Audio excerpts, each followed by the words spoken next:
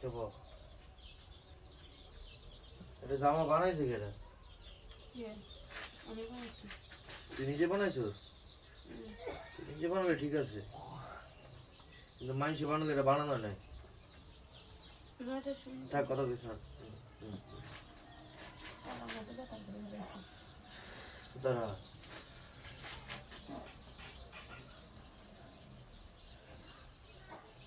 ভাই ধরো এটা 4 মিনিট 15 17 সেকেন্ড ওরে পাঠিয়ে দেন। আমার শুতে হইব।